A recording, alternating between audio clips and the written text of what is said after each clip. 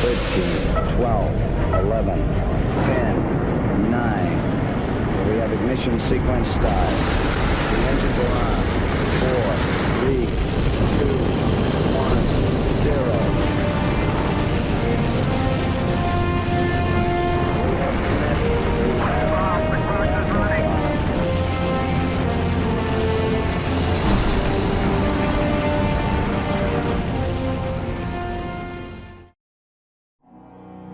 Why is Mars a good topic for a lesson in the virtual world? With NASA planning to get people to Mars by 2030, learning about the next potential home for the human race seems relevant.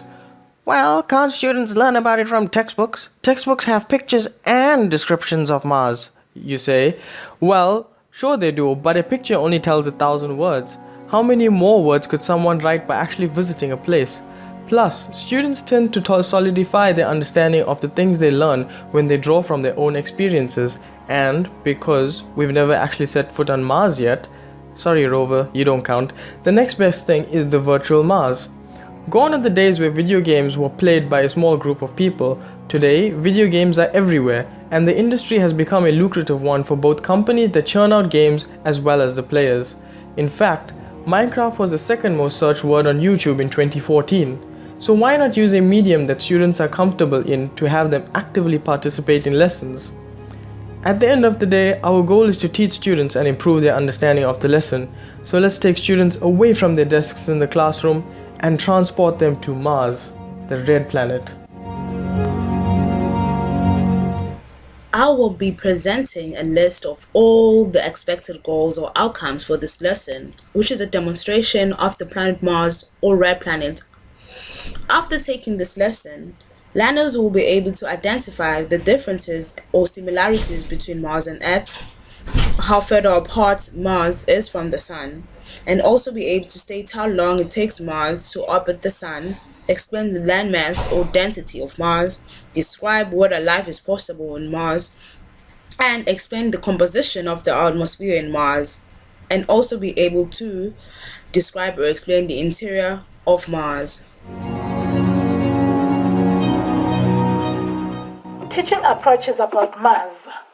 All the teaching approach that we have, they encourage group works. The first one is MSIP, which stands for Mars Student Imaging Project.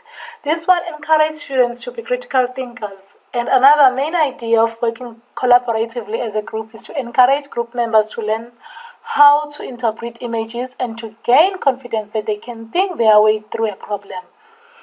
The second one is peer teaching approach. This approach makes students to be paired and given questions to work with, but they're not limited to those questions. They can incorporate their additional information.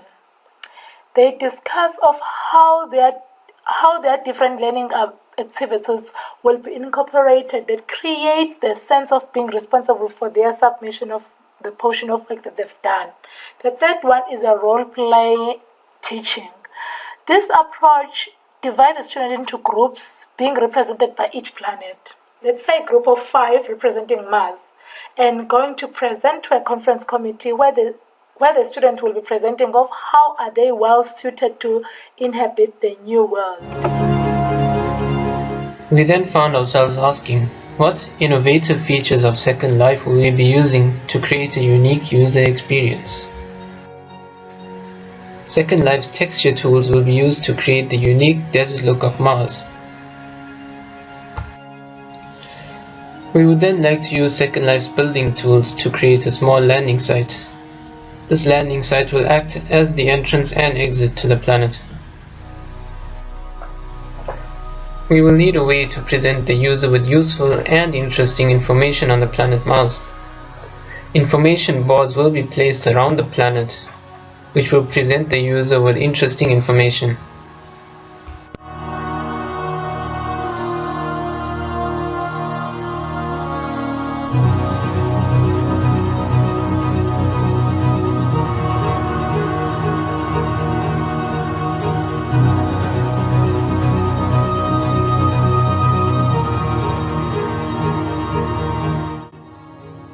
Traditional tests and exams are not a true reflection of a student's capabilities. Researchers from the University of California, Valerie Shute and Matthew Ventura, argue that traditional examinations and tests are not a true reflection of a student's capabilities. They state that students should be assessed as they learn new material in the virtual world. Students should be assessed as part of an ongoing learning process. In our lessons, students are expected to navigate the world with little guidance from the teacher. The teacher would be tasked to oversee the students' progress. Gamification of lessons would make them more appealing to students as well as encourage them to improve their skills based on the in-game feedback they receive. Students would be assessed in the form of quizzes as they learn about the lesson. The gamification of the lesson is sure to encourage students to improve their performance as well as their retention of the lesson.